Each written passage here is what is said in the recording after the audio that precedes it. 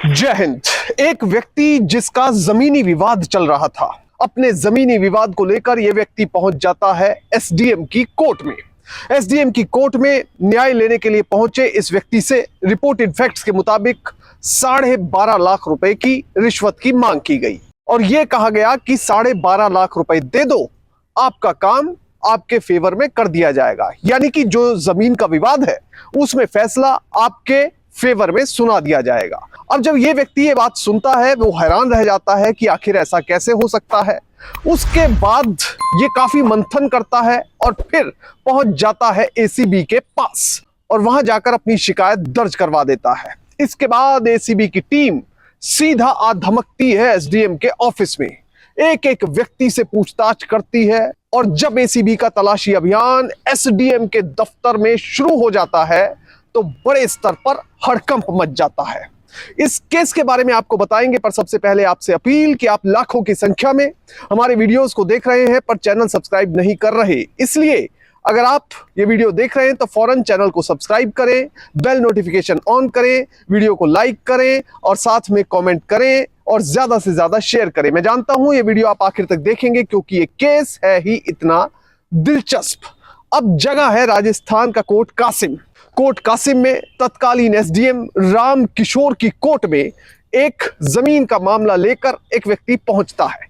दरअसल जमीन का विवाद काफी समय से चल रहा था जिसे लेकर यह व्यक्ति कोर्ट में पहुंचता है एक न्याय की उम्मीद लेकर। अब आमतौर पर यह समझा जाता है कि अगर कोई भी कन्फ्लिक्ट हो जाए, जमीन का हो या फिर कोई और झगड़ा हो, तो फौरन पुलिस के पास जाया जाए। ऐसा नहीं है। अगर कभी भी जमीन का कोई झगड़ा होता है तो उसमें कानूनी तौर पर पुलिस हस्तक्षेप नहीं कर सकती। वो मामले सिविल कोर्ट में लगाए जाते हैं जो अक्सर एसडीएम की कोर्ट में पहुंचते हैं।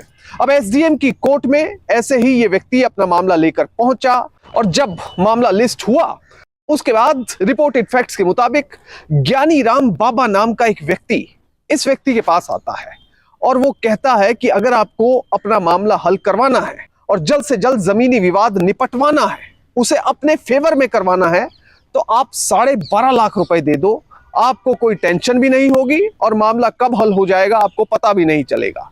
अब यह व्यक्ति आकर चला जाता है। कुछ समय बीतने के बाद एक और व्यक्ति इनसे संपर्क करता है।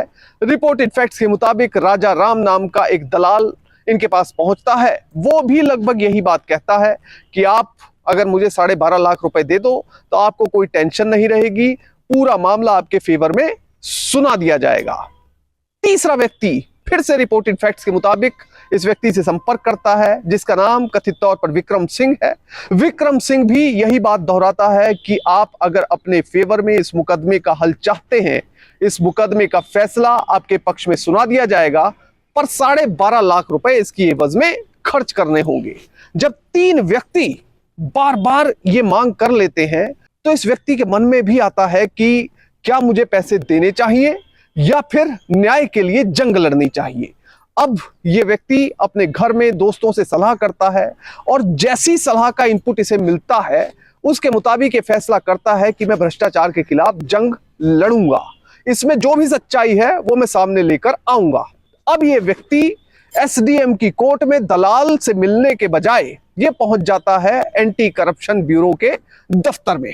वहां पर जाकर अधिकारियों से मिलता है, उन्हें पहले अपनी पहचान बताता है, उन्हें शुरू से लेकर आखिर तक जो जो उसके साथ हुआ होता है सारी कहानी बयान कर देता है। वो बताता है कि मैं अपनी जमीन का एक विवाद लेकर, जो कि सिविल मैटर है, वो लेकर एसडीएम की कोर्ट में गया था। मैटर लिस्ट हुआ और उसके बाद एक 3 दलालों ने मुझसे संपर्क किया। ज्ञानी राम बाबा, राजा राम, विक्रम सिंह नाम के इन कथित दलालों ने मुझसे 12.5 लाख रुपए की रिश्वत मांगी और कहा कि सच्चाई कुछ भी हो मगर आपकी फेवर में फैसला सुना दिया जाएगा। और जब एसीबी के अफसर ये बात सुनते हैं तो वो इस व्यक्ति की शिकायत दर्ज कर लेते हैं।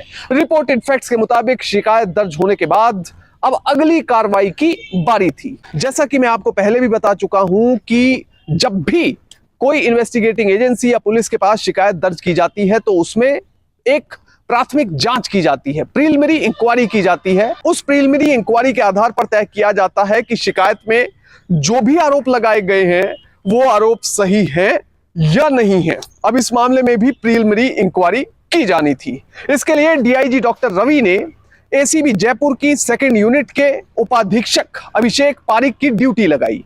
अभिषेक पारिक को कहा गया कि प्रिलिमिनरी इंक्वायरी की जाए और इस शिकायत में जो जो फैक्ट्स बताए गए हैं, जो जो आरोप एसडीएम या उनके दलालों के खिलाफ लगाए गए हैं, उनमें कितनी सच्चाई है ये पता करके लाएं। अब जल्द से जल्द इस पुलिस अफसर ने, एसीबी के अफसर ने अपनी रिपोर्ट भी प्रिलिमिनरी इंक्वायरी की लाकर जमा कर दी। रिपोर्टेड फैक्ट्स के मुताबिक जो प्रिलिमिनरी इंक्वायरी की रिपोर्ट आई उसमें यह आया कि एसडीएम और उसके दलालों पर लगाए गए आरोप तो बिल्कुल सही हैं। प्रिलिमिनरी इंक्वायरी की रिपोर्ट आने के बाद एसीबी मामला रजिस्टर करती है प्रिवेंशन ऑफ करप्शन एक्ट की विभिन्न धाराओं के तहत इस एसडीएम के खिलाफ और इसके कथित दलालों के खिलाफ। अब जब यह मामला रजिस्टर होता है तो इस मामले की जांच एसीबी अलवर सेकंड यूनिट के डीएसपी परमेश्वर लाल को सौंप दी जाती है। जैसे ही परमेश्वर लाल को जांच सौंपी गई तो एसीबी ने तुरंत कार्रवाई के लिए सोचा और फौरन एसडीएम कोर्ट कासिम के दफ्तर में पहुंच गई। वहां पर एसीबी के सुपरिटेंडेंट ऑफ पुलिस यानी एसपी और आईओ परमेश्वर लाल पहुंच गए। अब देखिए, एसडीएम के दफ्तर में वैसे काफी भीड़ होती है। आमतौर पर एक जगह कोर्ट लगी होती है, दूसरी जगह एसडीएम का दफ्तर। बड़ी संख्या में जो आम जनता है वो कोर्ट में अपने मामलों की पैरवी के लिए आती है, वहीं दूसरी तरफ एसडीएम के दफ्तर में अलग अलग अपनी समस्याओं को लेकर लोग पहुंचते ही रहते हैं। ऐसे में जब एसीबी की टीम, उनके साथ पुलिस के लोगों ने देखे तो वो भी हैरान रह गए, क्योंकि आमतौर पर एसडीएम की सुरक्षा में बड़ी संख्या में पुलिसकर्मी खड़े रहते हैं, ये तो लोगों ने देखा है, पर एसडीएम के दफ्तर में तलाशी पुलिस ले रही है तो ये पहली बार शायद लोगों ने भी देखा था। अब एसीबी की टीम जैसे ही दफ्तर में दाखिल होती है, सबसे पहले सभी कर्मचारियों को रिपोर्टेड फैक्ट्स के मुताबिक राउंड अप किया जाता है, यानी उनसे पूछताछ का सिलसिला शुरू होता है। एसडीएम के ऑफिस में नीचे से लेकर ऊपर तक जितने भी कर्मचारी हैं, एक एक करके सभी से पूछताछ की जाती है ताकि सबूत जुटाए जा सके और अच्छे से एक केस तैयार किया जा सके। इसके साथ ही जब पूछताछ होती है, वहीं दूसरी तरफ एसडीएम के दफ्तर में तलाशी अभियान शुरू हो जाता है, जहां पर एसडीएम साहब बैठते हैं। इसके अलावा जो उनकी कोट है उसमें एक एक ड्रॉअर से लेकर एक एक चीज खंगाली जाती है ताकि सबूतों को जुटाया जा सके और केस को और मजबूत बनाया जा सके। अब जैसे जैसे एसीबी अपनी कार्रवाई कर रही थी, वहां हड़कंप मचना शुरू हो गया। कर्मचारी अलग से हैरान परेशान थे, दूसरी तरफ लोग हैरान परेशान थे कि एसडीएम के दफ्तर में ऐसा कैसे हो सकता है। अब कुल मिलाकर इस मामले में प्रिवेंशन ऑफ करप्शन एक्ट की धारा 7 और विभिन्न धाराओं के तहत मामला दर्ज हुआ है। प्रिवेंशन ऑफ करप्शन एक्ट की जो धारा 7 है उसमें अगर कोई व्यक्ति भ्रष्टाचार का दोषी पाया जाता है तो उसे मिनिमम 3 साल और मैक्सिमम 7 साल तक की सजा हो सकती है और साथ में जुर्माना होगा ही होगा, वो कंपलसरी होगा। अब इसमें एक और चीज ये समझनी जरूरी है कि अगर कोई व्यक्ति 3 से 7 साल तक की सजा उसे मिलती है और वो सरकारी अधिकारी या सरकारी कर्मचारी है तो उसकी नौकरी जाना तय है, तो इसे एक गंभीर अपराध की श्रेणी में माना जाता है। अगर कोई व्यक्ति दोषी पाया जाता है भ्रष्टाचार के मामले में तो उसकी नौकरी सीधे तौर पर चली जाती है। वहीं दूसरी तरफ कुछ लोग हवाला देते हैं संविधान के आर्टिकल 311 का। आर्टिकल 311 के तहत जितने भी सिविल सर्वेंट हैं, चाहे आईएएस आईपीएस अधिकारी हो या किसी और सिविल सर्विस के अधिकारी हो या फिर स्टेट में पीसीएस अधिकारी हो, उन्हें कई लोग ऐसा समझते हैं कि सीधे तौर पर डिसमिस करना असंभव है। हालांकि आर्टिकल में साफ तौर पर लिखा हुआ है कि कोई भी वो अथॉरिटी जिसने उस अधिकारी को नियुक्त किया है, उससे नीचे की अथॉरिटी उसे नौकरी से हटा नहीं सकती, और अगर हटाना भी है तो उसके लिए बाकायदा एक प्रोसेस है, कमेटी बिठाई जाएगी, उस अधिकारी से सवाल जवाब होंगे, उसके बाद उसे हटाया जा सकता है। पर भ्रष्टाचार जैसा कोई मामला हो या फिर कोई क्रिमिनल केस हो तो उसमें पुलिस फौरन कार्रवाई कर सकती है। इस मामले में भी भ्रष्टाचार का मामला है, इसलिए एसीबी ने रजिस्टर किया और फौरन एसडीएम और उसके दलालों के खिलाफ कार्रवाई शुरू कर दी।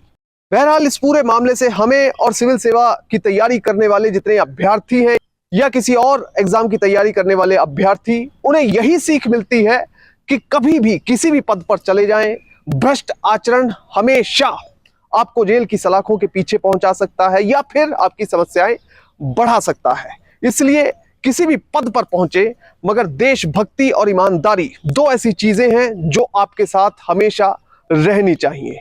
इसके साथ ही इस केस की अगर बात करें तो इसमें रिपोर्टेड फैक्ट्स को ही अंतिम सत्य नहीं मान लेना चाहिए। इस मामले में एफआईआर रजिस्टर हुई है, उसके बाद कई फेजेस होते हैं, इन्वेस्टिगेशन पूरी होगी, चार्जशीट दाखिल होगी, कोर्ट में मामला चलेगा और माननीय न्यायालय का जो फैसला आएगा उसे ही अंतिम सत्य माना जाएगा।